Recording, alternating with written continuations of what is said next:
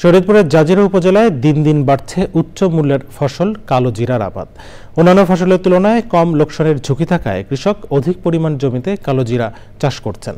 শরীয়তপুর প্রতিনিধি S M Mujibur রহমানের report.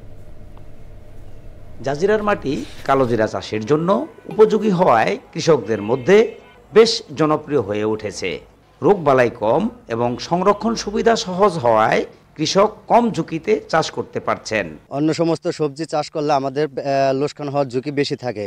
কালো জিরায় লোকসান হওয়ার ঝুঁকি কম থাকার কারণে আমরা কালো জিরা চাষ করছি। কালো জিরা আবাদ করলে আমরা এখন লাভবান বেশি কয়েক বছর। কালো জিরা যে বিঘা প্রতি 10-12 থেকে খরচ হয়ে যায়, আর যদি ক্ষয়ক্ষতি না হয় তাহলে আমাকে মনে করেন যে 40 থেকে 50 হাজার টাকা বিক্রি হয়।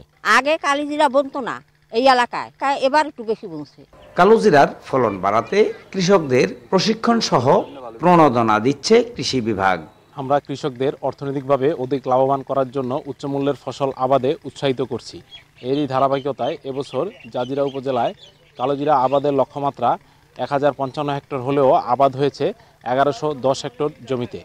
আমরা আশা করছি কৃষকরা কালোজিরা আবাদ করে অর্থনৈতিকভাবে অধিক লাভবান হবে। এবার জাজিরা উপজেলায় কালোজিরা আবাদের লক্ষ্যমাত্রা 1055 হেক্টর থাকলেও আবাদ হয়েছে 1110 হেক্টর জমিতে। শরীয়তপুর থেকে S M Mujibur Rahman, Channel I. এই ঈদে জামা জুতো অ্যাক্সেসরিজের ডিসকাউন্ট।